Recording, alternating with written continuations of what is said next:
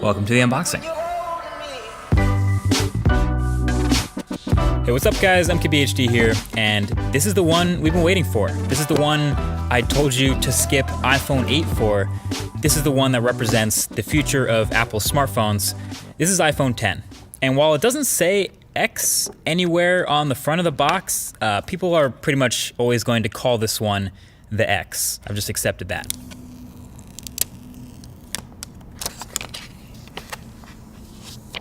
So this is your first look at the unboxing experience, and spoiler, it's pretty much exactly the same as iPhone 8 was, and almost every other iPhone. Headphones, adapters, stickers, it's all in the box, but I guess it's a good thing there's no surprises here. And so you can see right here off the bat, it's a really shiny, chromy, reflective phone. This is the silver one, and you can see how shiny the sides are. The space gray one though is a bit more toned down. And so the only thing that was actually new during the setup of iPhone 10 is now you set up Face ID during first boot instead of the fingerprint Touch ID. But yeah, this is brand new, and it's been a couple weeks since we last saw this phone at that Apple event, so seeing it again for the second time is kind of a reminder of all the things that are new about this thing.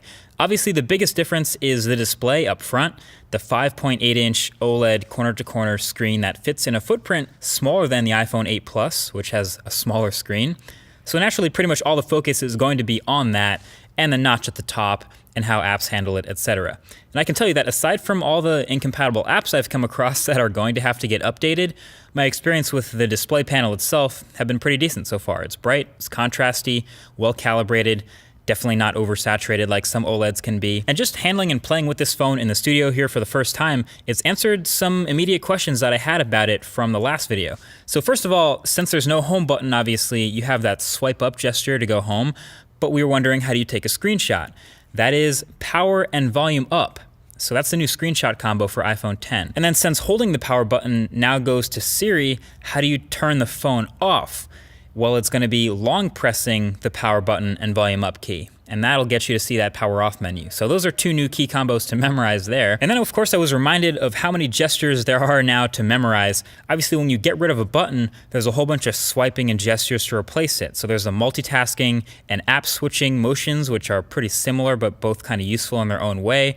Depending on how you use the phone, really. That's on top of the screenshot and power off combos, plus long holding the power button for Siri and double pressing it for Apple Pay. But basically there's a lot going on, and if you're gonna make a phone that's all screen, obviously you have to be able to do it all without a lot of buttons.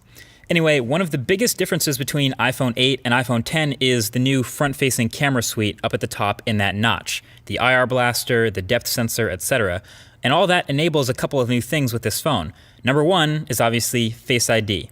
The setup, like you saw, was pretty quick and painless, and it's been working pretty well since then for unlocking my phone.